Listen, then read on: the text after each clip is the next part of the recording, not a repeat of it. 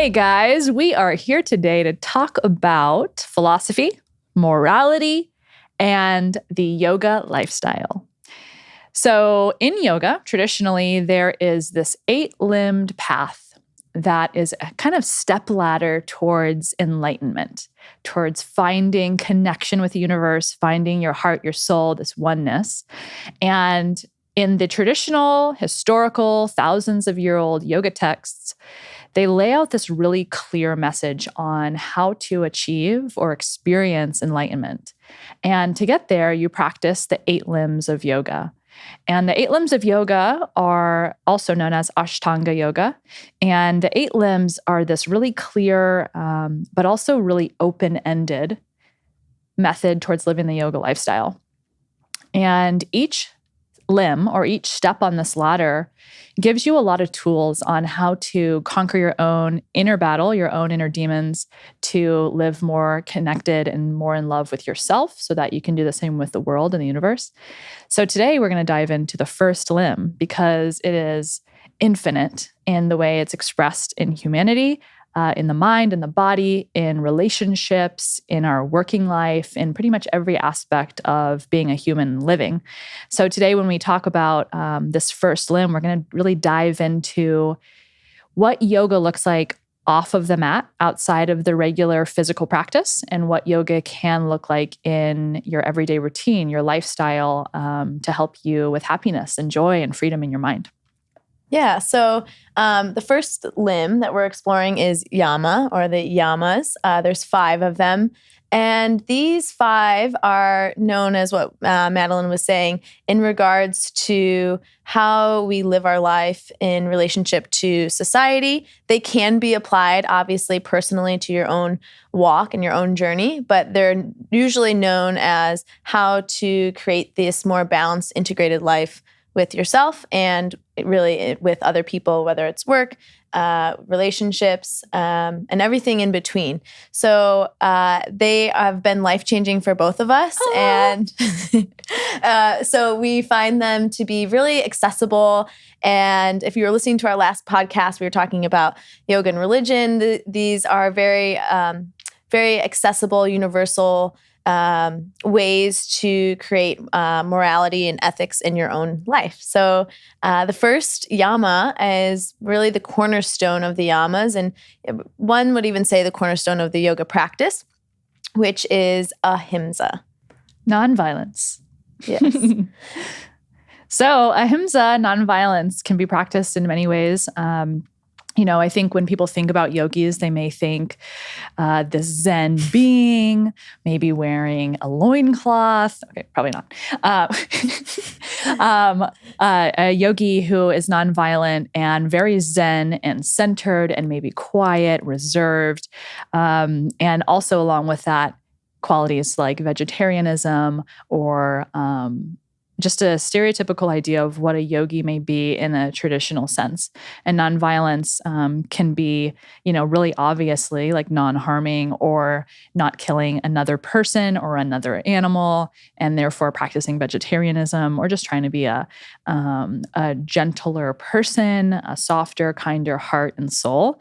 And I think that those are very, very simple ways to practice ahimsa and practice nonviolence in your life. I think it can go a lot deeper than that. Like Christine said, ahimsa and nonviolence is really the cornerstone of the yoga practice.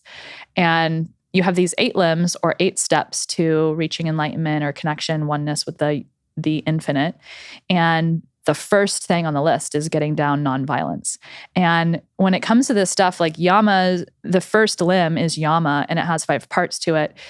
Each of those 5 parts, personally, I think for the both of us and most yogis in the world, it takes a lifetime to practice, and mastering these things may happen for some people, but it's really challenging to bring nonviolence into every aspect of your life and practice it 100%.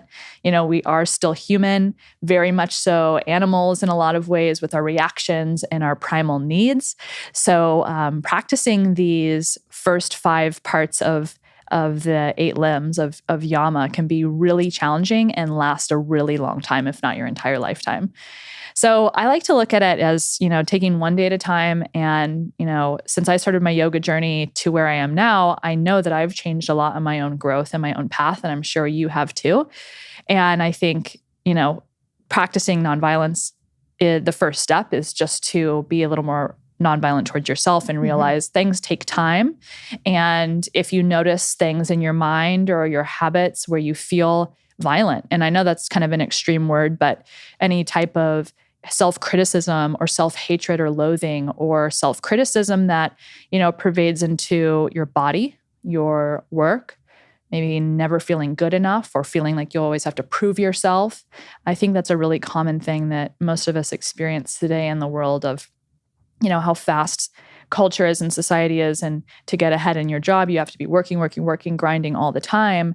And it's really easy to let your mind get caught up in that hamster wheel of just going without ever stopping to say, hey, good job. You're doing great. Love you so much. I'm proud of you. Talking to yourself a little bit, kind of crazy, but also very sane. Yeah, she's really focuses on the point of the mind. And even though the yamas have the base understanding of how we connect with the rest of the world, it really does start with ourselves. And especially in the mind. The mind is very complex and it is fascinating because most people that we've communicated with, like in our teacher trainings, will say that they are really wanting to get rid of negative self-talk. And that has really dawned onto me just in the recent months of realizing how often people can be so negative, and ourselves included, to ourselves.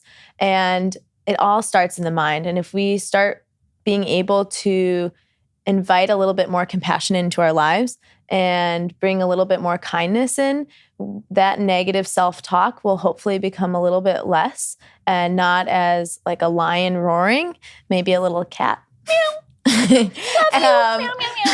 And when we're able to do that, when we're able to bring that into our own lives, then we can share that a little bit more naturally with the rest of the world, that it's not coming from a place of like, oh, I need to be kind to you, so I'm going to try. It's a little bit more like, wow, I feel how amazing it is to be kind and compassionate to myself.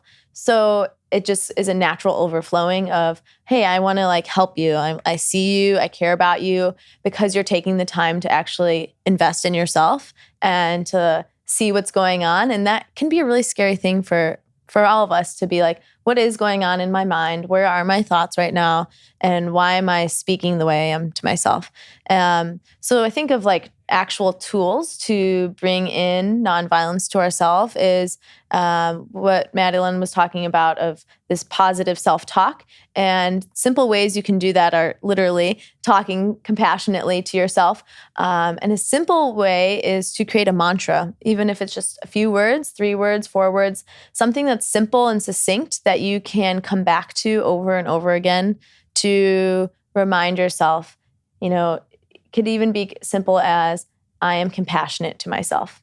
And anytime you find yourself wandering into the dark abyss, you come back to that mantra to bring you back into the present moment of, I'm compassionate to myself.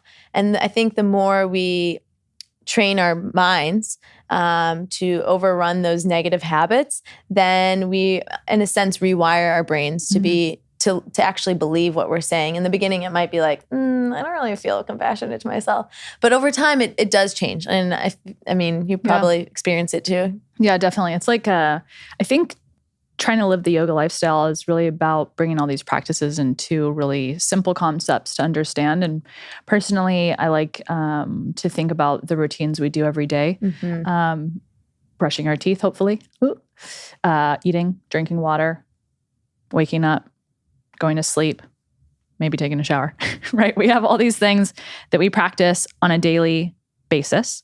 And I like to pair things like the mental practice of nonviolence along with something I do every day. So if you're trying to get your mind to refocus and rethink about yourself and the world, change your perspective, you could have a basic, simple routine of saying, the first thing I do every single time I wake up in the morning is name 3 things I love about myself. Or get the mind into the positive space right away. Even if you're super grumpy, didn't get enough sleep, dreading the day, stressed, negative, have anxiety, all these things that we all struggle with. If you get into that routine and habit of right away directing yourself, guiding your mind towards how you want to think and how you want to view the world, it becomes easier. And with the scientific research with the brain, they really say that it's easier to think a thought on repeat the more we think it. Mm-hmm. So it's like etching into a plank of wood. The deeper and deeper you can etch into this wood, the harder it will be to sand it out and smooth it out and get rid of it. So in yoga, there's something called samskaras, which are these negative habits we have in our mind that manifest through action, thought, deed, words. And basically, it's these neural pathways in our brain that we just keep traveling down, keep repeating, keep going the same path over and over in a negative way, hoping to maybe find a new outcome. They say that's the definition of being insane. You're just trying the same thing over and over and over again, hoping to have a different outcome. But in general, normally it doesn't happen. So if we can realize that the mind is and can be fairly simple to guide, it's not really easy per se to do the years and years of work to get your mind in a really healthy, loving, positive place. If you're coming from a place of, depression, anxiety issues in your mind, struggling, it can take time. But luckily, I think it's really simple. It's not that it's easy or happens overnight with the flick of a wrist, but it shouldn't be complicated. And it's really as simple as making it a routine, like brushing your teeth every day, coming back to this positivity in your mind, back to self-love or whatever you're trying to practice. And in the past couple of podcasts, we've been talking a lot about fear. And I think with nonviolence, ahimsa, the first part of Yama, that's a big thing we have to realize, that fear is really the root of so many struggles we have and so many struggles we create for ourselves as humans.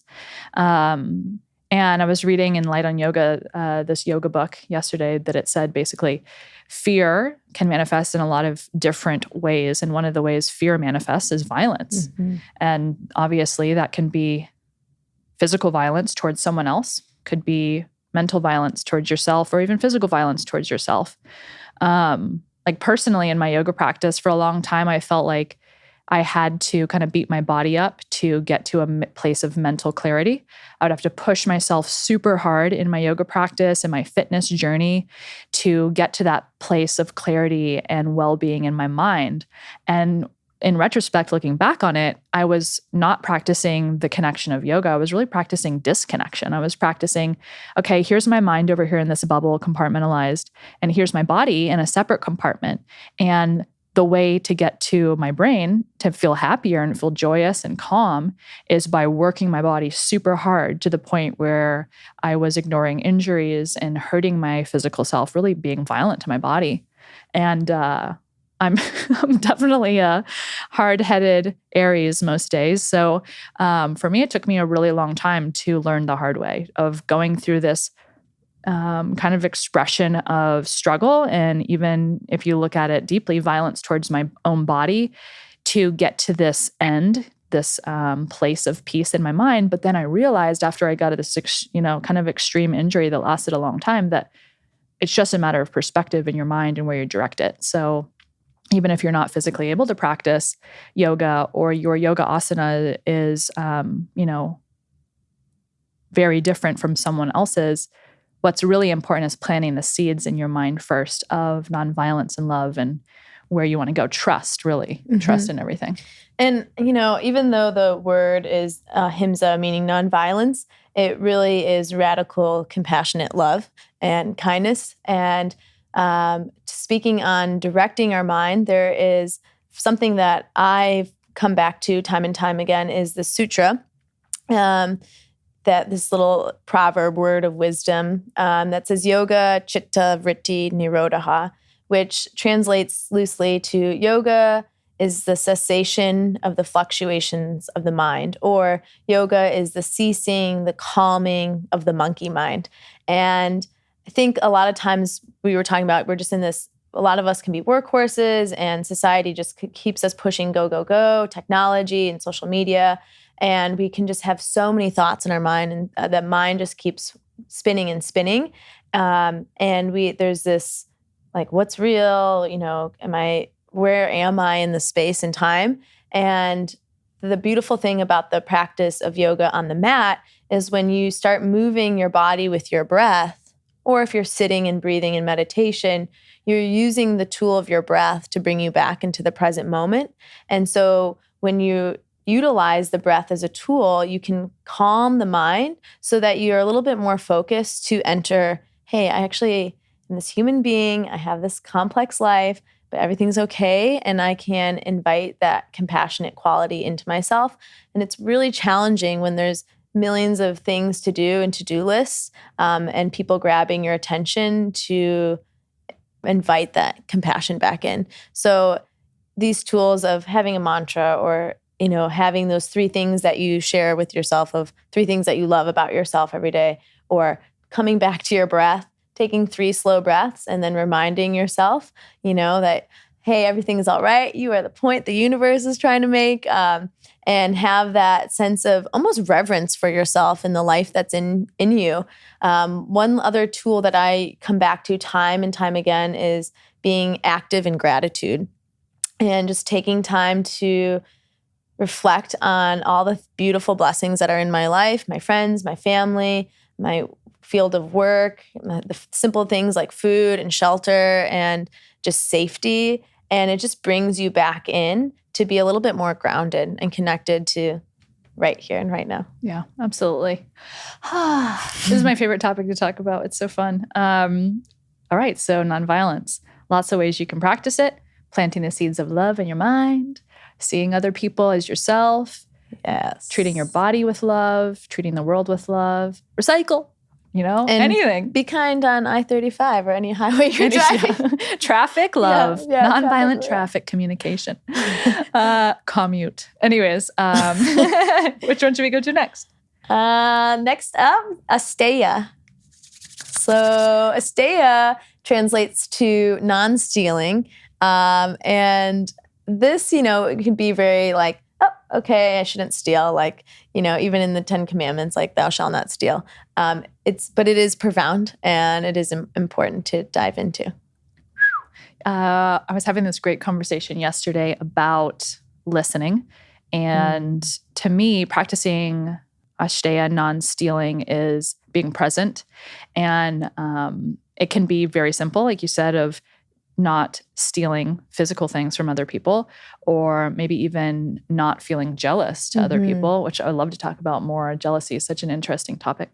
But really, I think practicing non-stealing, or asteya, is to be present and to not steal time or energy from others. And if you're in a conversation with someone, being fully present, listening with your open mind, open heart, rather than interrupting or jumping to conclusions, whether it's a positive conversation or a challenging one, whatever you're talking about, just being totally open, listening actively, really practicing first nonviolence and love and patience, and then bringing that into non-stealing, of allowing others to have the space to be themselves and communicate clearly, and to take a breath and just be present for them.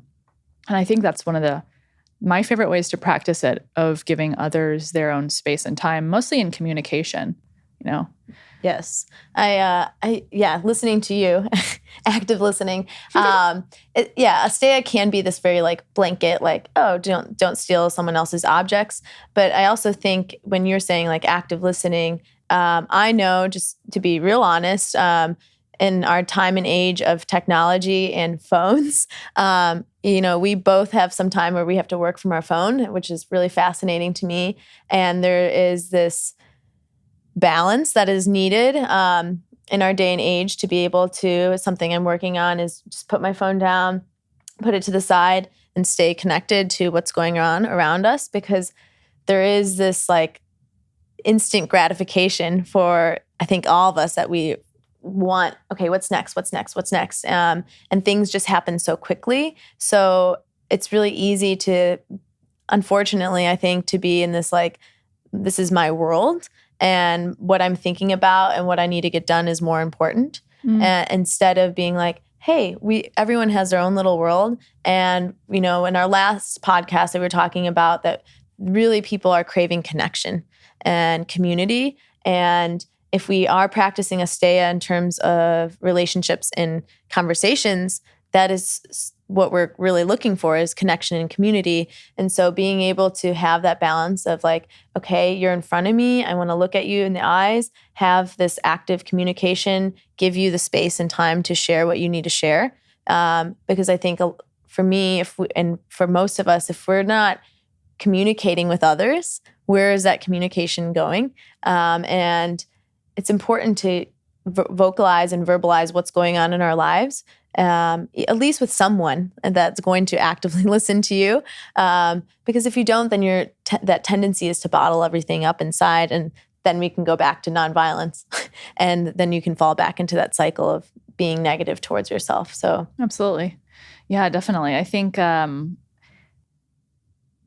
jealousy aspect's another big part of this that I've had like a couple of friends over the years come to me and say, I am struggling with jealousy. How do I work on this? How come you don't feel jealousy? What do I do with this? And I've thought about it for like 2 years. Like I have this close friend who's asking me about jealousy, and she's like, it's weird. From the outside, I feel like I have everything in my life. I have a family. I have security. I have health. I have a city I love, a family I love, everything I possibly need. But I still look at other people's lives with this sense of unfulfilled kind of like desire, envy, or even greed. Like, oh, I wish I had that, or I need that, or I need more. And I think it really kind of comes back to what you're saying about how we're in this world right now where we are constantly on the go, constantly making things happen, which is a positive because we can, help people and uplift people and change and make the world a better place as much as we can. But at the same time, it's really easy to get into this constant just hamster wheel of needing more. And then I think it can really easily veer off into feeling unfulfilled. I don't have enough. I need what they have. I need that. I'm jealous of that. Oh, I wish I looked like that. Oh, I wish I had that car. Why don't I have this amount of money? Like XYZ. And I think, obviously when it comes to the basic needs of humans, we have basic needs. It's not like there's any question that you don't need money and food and shelter and love and health, right? Like all these things we need.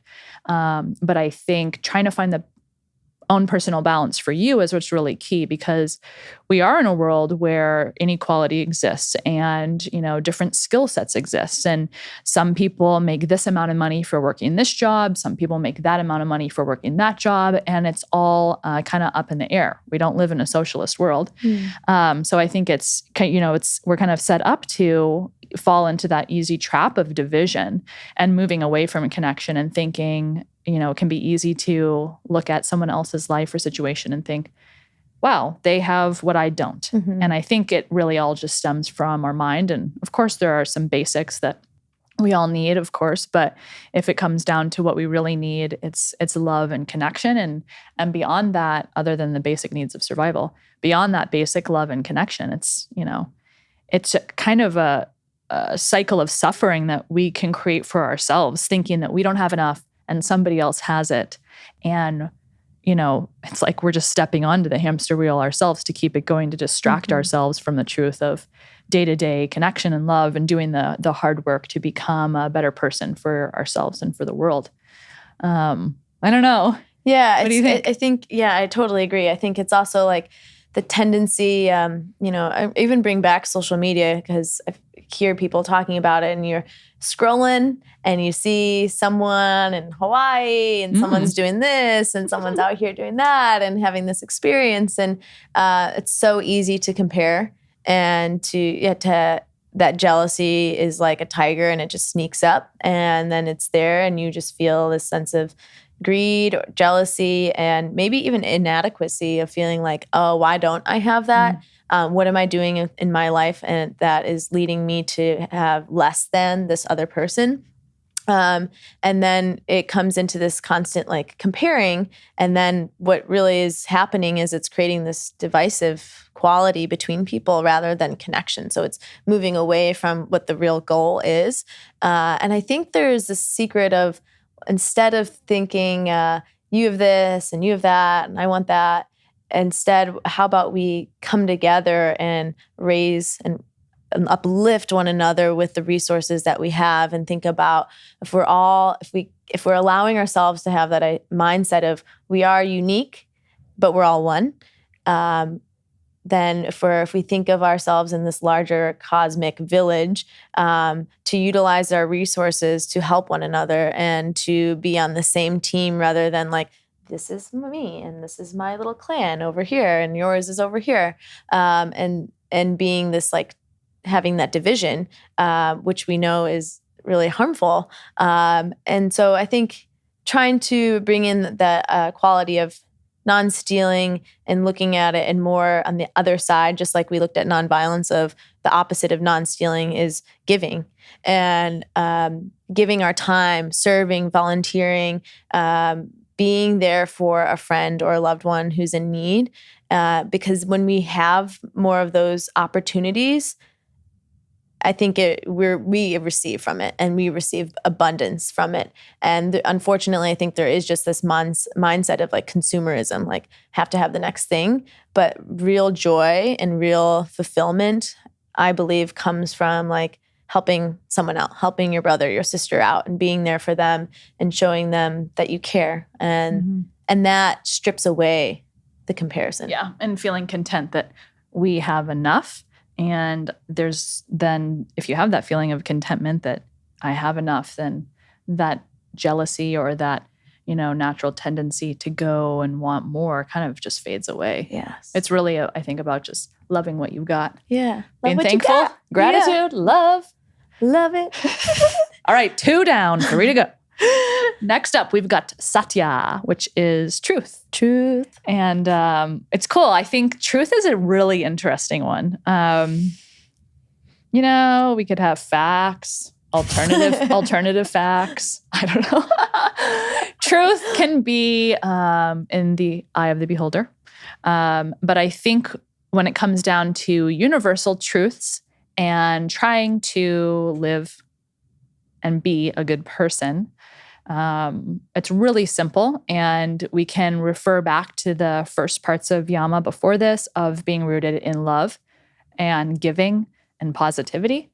And then truth becomes really clear. I think, once you have your basic needs met, you have enough money, you have enough food and water and shelter and love, and you feel like you have a purpose in your life, like you're doing good and you're feeling positive. All those kind of basic needs we all need to keep going and continue on. I think the truth is very simple of, we're all in this world together, and we're all hopefully trying to help and serve each other, help ourselves and help each other. So when it comes to truth, I think it can be really straightforward of coming back to love. And that's the key of truth. But I think you can dive a little bit deeper and ask questions like, okay, what about this scenario? You have someone in your life that you care deeply about, you really love them, and you know something that they don't. And you're trying to decide whether you should share the truth with them of the situation. And you may know that it could hurt them if they know this truth. Like, let's say a situation, you have 2 friends and one of them is plotting to steal their car. No, I'm just kidding. Let's say you have 2 friends and, let's go with the car analogy. Let's go with it. So you have 2 friends and one of them is plotting to steal the other person's car or take something from them or hurt them in some way or what have you. And this, them getting their car stolen is going to hurt them. It's going to maybe destroy their friendship or challenge it at least. But what do? Do you tell them about the car, or do you just let things pan out how they should? Obviously, you tell them, hey, heads up, someone's trying to steal your car. You have to intervene and do something, right? But what about in a more complicated situation? Like I have two friends, and I know that one of them was frustrated with the other and talking poorly about them to me, gossiping about my friend behind their back. Do I share this to the friend? Hey, our other friend is gossiping about you. They're talking negatively. They're angry with you or frustrated with you. Or do you keep it to yourself to protect the friend? That kind of stuff is really challenging. I think or even you could use a relationship or a conversation of a relationship. Like you may suspect one of your friends, one of them is maybe cheating or doing something that isn't in the other person's best interest. Do you try to talk about it? Do you not? Or even health. Like from a yoga standpoint, I see people come to my class all the time when I'm like looking at their alignment and I'm thinking, okay, I know this person has an injury in their wrist and I know what they're doing is aggravating their injury in their wrist. Do I try to tell them, hey, you need to stop doing that. You're going to hurt yourself. Mm-hmm. Do I treat them like a child?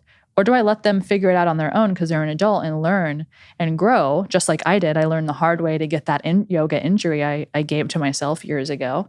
That getting that injury was the biggest blessing ever. It changed my life, changed my perspective on everything, on how much power we have in our minds. And I don't know if I would have really realized that if I hadn't had to stop using my body to get to the end of happiness, So I don't know. I think that conversation is a little complicated, but. Yeah. And I think it changes, right, based on the situation. Yeah. And I'm thinking about right now the 4 agreements. And one of the 4 agreements is to not make assumptions. And the best way to not make assumptions is to ask questions and to put it out in the open. And it's so easy to relive in our minds and we see our friend do something and we take it really personally and we're like, oh, maybe they, don't like what I did or they don't like me. And then you back away from that friendship and they're wondering what's going on. And so that relationship can get really muddled and confused because someone made an assumption and that other friend wasn't really trying to hurt them at all. It just came out that way and they received it in a certain way. And so we aren't in control of how people see us or respond or react to what we bring into life. And so I think it's just important to be in a place of just honest and open communication of, hey, what's going on? I noticed that you did this and I'm just curious why. And I think it comes back to fear, right? That there's that tendency to not ask because maybe the fear of the truth being exposed. But if we come from that place, that foundation of compassion and love and active listening that we talked about, then those barriers should be kind of washed away so that those harder conversations can be had. And something that I try to do in harder conversations, even if it's just like with myself and my own mental story, is to check in with what I call pure awareness. Is this really right knowledge, or am I making this story up? Am I creating some crazy analogy that I pulled from I have no idea where, and it just is my mind creating this like monster, and then I'm living in this place of fear and confusion. Rather, I could just be, hey, can we talk about this? And just be honest and open. And I think from that place, when there's that vulnerability and humility in those conversations, then both sides of the party are going to be able to communicate from more of a level-headed place rather than reacting to each other. And so that it's speaking truth instead of speaking from a place of fear or assumption. And another quality of not being truthful, I believe, is just taking the time to process it yourself. If you're going through something, instead of just jumping to conclusions, checking in. Is it line up with your own moral and ethical values? And then from that place, approach and communicate. Absolutely. I think too, we're talking a lot about positive things like love, compassion, truth, rainbows. And I think, obviously, I want to live there all the time. But obviously I'm like, yep, I've been in my head assuming this, assuming that, creating this narrative and driving myself insane many times. And I think the truth is that we all know life is not easy. It can be really challenging to always come back to trust and love and have compassion for others when they've wronged you or hurt you, whether it was intentional or not.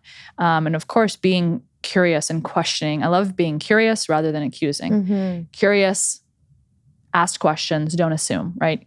But at the same time, I think the beauty of practicing love is you build up the sense of freedom in your mind and body. So when you have to, possibly have a conversation where you're curious, you're questioning someone, hey, what's going on with your behavior? Why are you speaking like this? Or why are you doing this?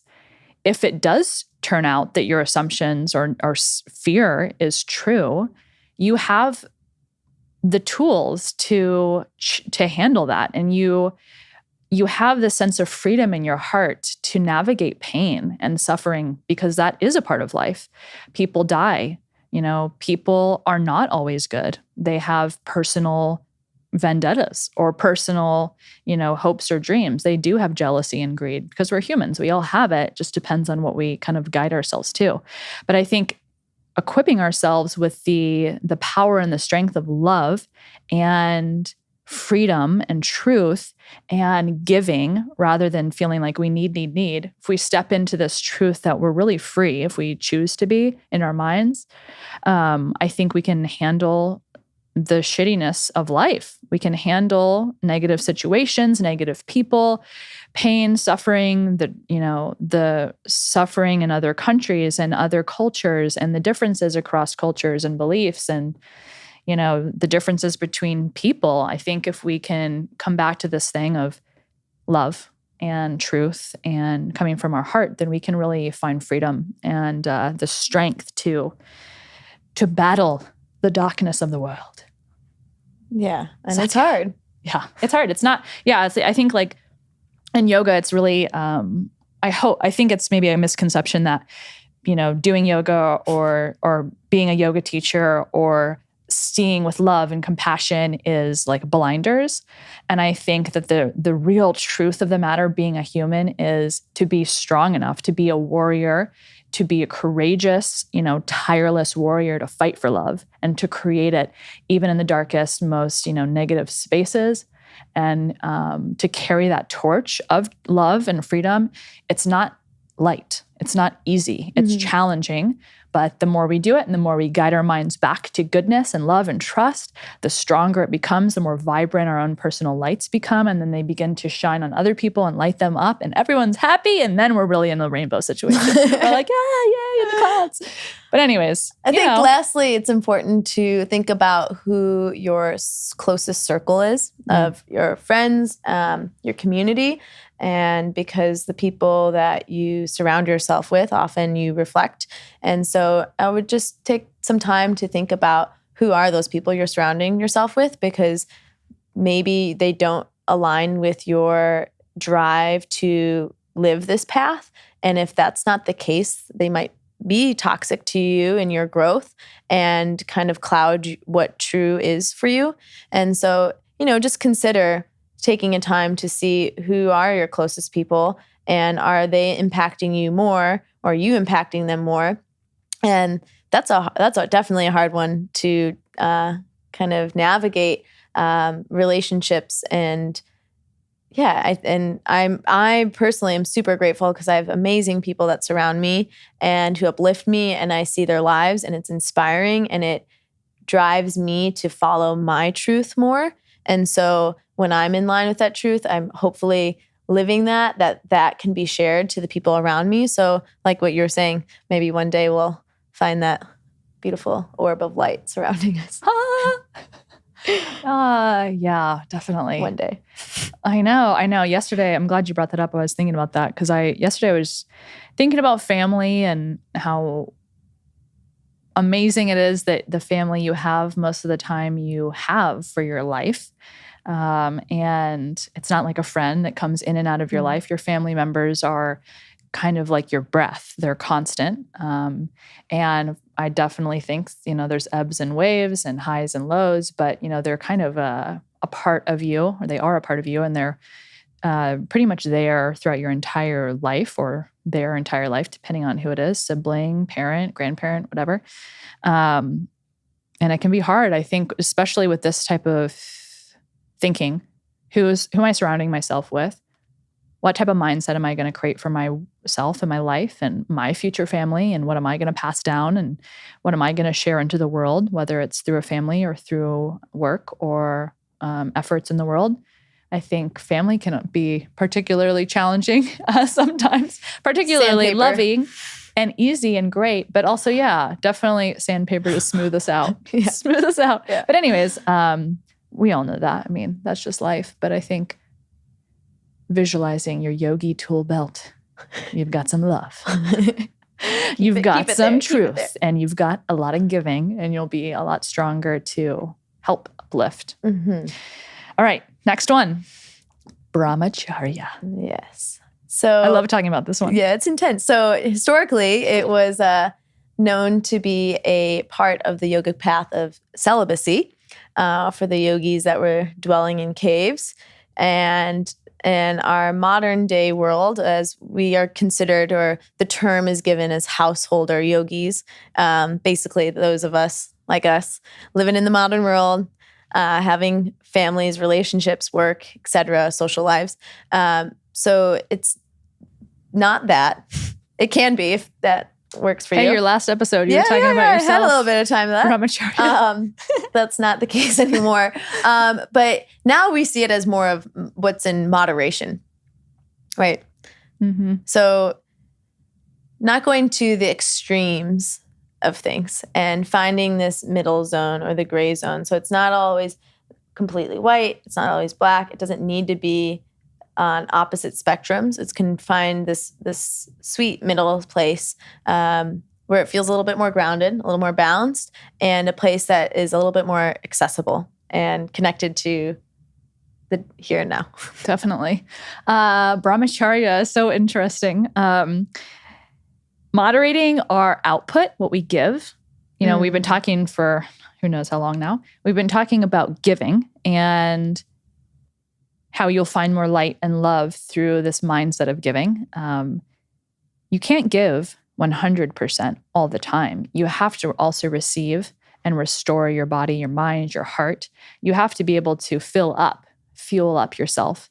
So being in this mindset of output, like we were talking about our worlds and how we all work very hard constantly to try to create the best life for ourselves and for our families.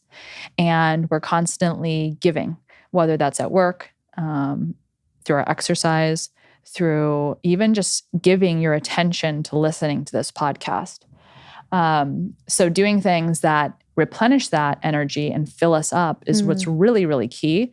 And it's interesting because we're all very different. We all have different body makeups. We all have different ages, fitness tendencies, diets, approaches to life. Some people are early risers. Some people are night owls. Some people like to sleep 6 hours a night. Other people like to sleep 9 or 10 hours a night, right? There's this wide range of human expression, and we're all a little bit individual in our ability to give and output. Some people work out multiple times a day. Other people work out less times a week, maybe once or twice a week. It just depends on once or twice a month, or maybe once or twice a year. Who knows? But so Brahmacharya is, in the modern sense, this idea of moderating your output and trying to sustain yourself so you can carry that torch of light and love for the long term. But it's really interesting. Fun fact for the historical part of it. I think when we talk about the yamas and the yoga lifestyle, discussing sexuality is a huge part of humanity and a huge part of our life, and being open about that is very important. And fun fact from the history of Brahmacharya, yoga was created in a time where it was practiced by men.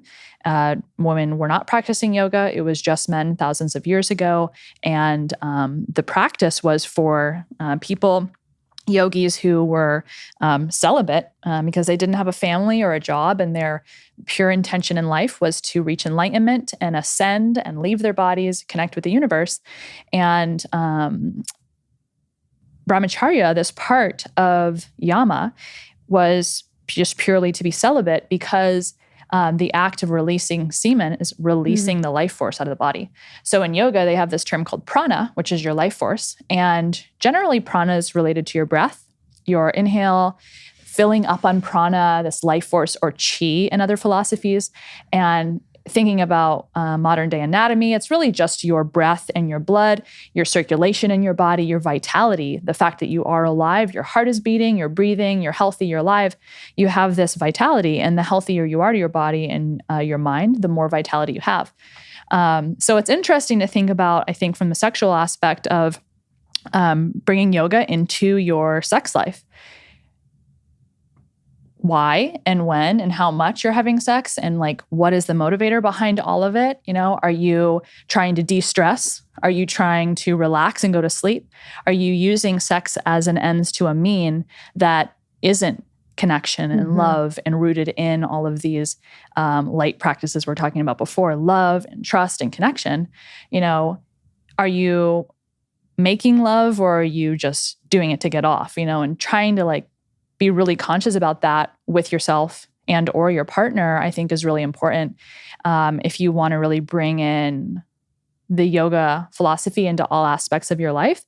Because sexuality is a big part of our life. If you're in a relationship or not, that human connection is so important, and how we go about creating the human connection with truth, our own personal truths and our own personal loves is really powerful. And it has the ability to create a lot of suffering if we're not truthful, if we're not honest.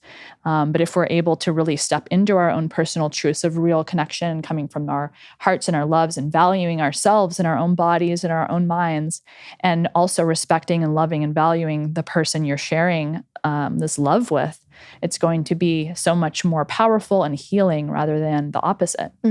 Yeah. And sex is a very intimate act. And to go back to what you're saying, it's not to not experience pleasure and joy, but if that's just the main motivator, we're missing a little bit of what is the bonding experience between people coming together and having this intimate experience of connection. And if we go back to the root word of yoga, it means union. And we can find that with ourselves, on our mat, with our breath, wherever we are in life. But you can also experience that with people, whether that is in through the act of sex and intimacy.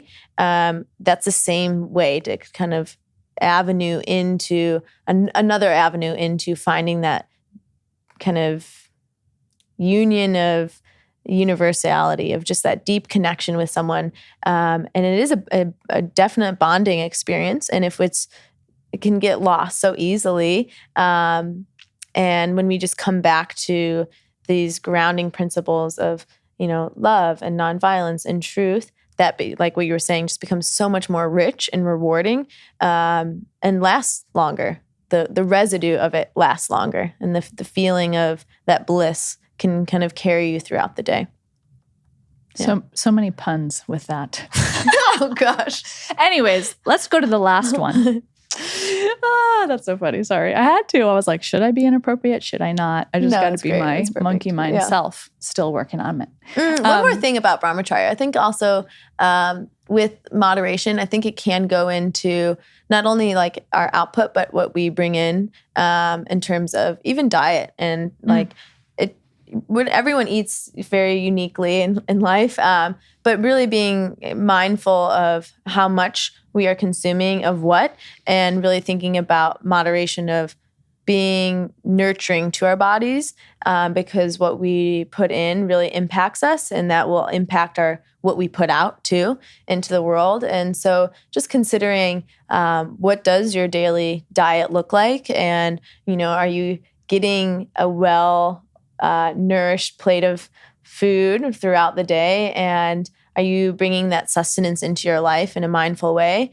And I think part of that is even taking time to slow down and appreciate where our food has come from and all the energy that's put into it, so that we can have more of that prana and that sustenance within our bodies, so that when we go out and give and serve and love, that's replenishing ourselves. So it's this continual cycle of I'm taking time for myself, I'm feeding myself well, I'm resting well, whether it's practicing yoga or getting some kind of movement in. Because when we do all these foundational things, then our output is stronger, our resiliency is stronger, so that when we connect with the rest of the world, we're not always finding ourselves depleted, and that we are constantly filling our own cup up day in, day again. So just want to add that. Yeah, absolutely. Every aspect of your life. That's great. Yeah. Okay, so the last one is aparigraha. Non-attachment. Freedom. So non-attachment, aparigraha I like that this is the 5th part of Yama. Me too. It's the last one because one of the major core tenets of living the yoga lifestyle or bringing the philosophies into your life is that you do your best and you give everything you can and you work tirelessly to bring your heart forward, your love forward, your light forward, but you are not attached to the outcome. Mm-hmm. You're not attached to the gains. You're not attached to everything you receive from your efforts. And practicing aparigraha is letting everything go, finding contentment and freedom, and the only, pleasure or claim you can have in your life is knowing that you've done your best. Mm-hmm. And whatever you're trying to practice, if you're focusing on ahimsa, the nonviolence, or if you're really trying to focus on speaking your truth, finding your satya, or any other aspect, at the end of the day, do your best, practice your truth, be honest, and continue on. But you really have to let it all go because, you can't control everything. Yes. You do all these kind of have all these tools, and at the end it's like, but let it go, have an open palm. And that's, sometimes I'll have a meditation when I teach like Shavasana, I'll have people clench their whole body as tight as they can. Everything, every muscle, every fiber in their body from their face to their toes and everything in between. And then I'll have them actively release and have that open palm. And I think Shavasana, this idea of corpse pose at the end of a yoga practice, is such a metaphor and parallel to the concept of aparigraha, because it is, you worked it out on the mat, you sweat, you breathe, you were moving and connecting, maybe experiencing some challenging moments and frustration or what have you, or realization. And then at the end, you just let everything go and you release and you relax and you give yourself permission to just be. And I think for our day and age, because there's that workhorse mentality, Shavasana is such a deep place of release. And my hope is when students experience Shavasana, that they can just kind of take that a little bit with them off the mat, so that they can be, I can work really hard and give it all I got. But at the same time, it's so important to release and relax so that you can let go. Because if we're constantly going, and we're not setting down for ourselves, if we're not doing that and taking time to be still, then it's probably going to be really challenging to practice non-attachment, and to live with life with an open palm. And when we have this open palm, it's not a clenched fist. We're like holding on to dear life of what we think life should be like for us. And opening a palm goes back to fear, to be like, I don't know what's gonna be taken away, what's gonna come to me. But I think we have the power to bring in the goodness in our lives. And if we have that trust in that loving kindness of the universe, or whatever you want to call it, it can come. And it doesn't mean that it's always 100% all the time, but we can experience the freedom of letting go. And when you were talking about like just working and then letting what happens come, I think about a quote from the Bhagavad Gita, which is this beautiful, intense, epic battlefield situation. And one part, Krishna is the incarnation of the divine in this story, tells this prince Arjuna, to work not for the fruit of your labor. And that one just always gets me because it brings me back to, why am I doing the things I'm doing in the first place? Is it for the benefit for me and a reward, or is it just for the benefit of humanity? And this summer I had this giant peach tree in my yard, and it produced like hundreds of peaches, and they were like amazing. And it was a really exciting surprise because it was the first year it produced. And we were in training this summer, and it was an intensive training. There's 4 weeks, 8 to 6 every day. And we were talking about this a little bit in training, and I decided, what am I going to do with all these peaches? I have so many fucking peaches. And so I would bring peaches to the trainees every day, and they would just gobble them up. And that quote reminded me of non-attachment, because the tree, such a beautiful analogy, is producing these peaches without any benefit towards itself. Maybe it, drops a few seeds and it hopefully makes another awesome peach tree. But the tree doesn't know, but it was being a blessing to all those people, to be like nourishment and sustenance and joy and like community for people. And that I kind of want to be a tree. And a peach tree. In the same way of like, I want my life to be a blessing, a gift to other people, and not just for the benefit of myself, because that's isolating and meh. Yeah, it's just kind of boring. So open palm peach tree. Beautiful. Oh my God, I love it. Lots of lessons in nature. Yeah, so simple, all around. Right? Oh man, it's amazing. Okay, so to recap, we have 5 parts of Yama. We have Ahimsa, which is nonviolence. We have Ashteya, which is non-stealing. Satya, which is truth. Brahmacharya, which is moderation, possibly celibacy if you want to experiment. And lastly, we have Aparigraha, which is non-attachment. So I'd like to leave you guys with a little homework assignment, a life practice, if you'd like to think about it. I want you to name which part of Yama is really speaking to you the most right now. And this week, for the next 7 days, I want you to be really curious about that part in your life, and in your mind, be curious and question. Become mindful by observing your own thoughts and questioning how you can bring that into every aspect of your life, from the moment you wake up to the moment you go to sleep, how you can bring it into your own mind, in your own heart, into your job, your responsibilities, into your relationships, into the world. Thanks for listening. Love you so much. Have a lovely day, and we'll be back soon. See you next time. Namaste. Namaste.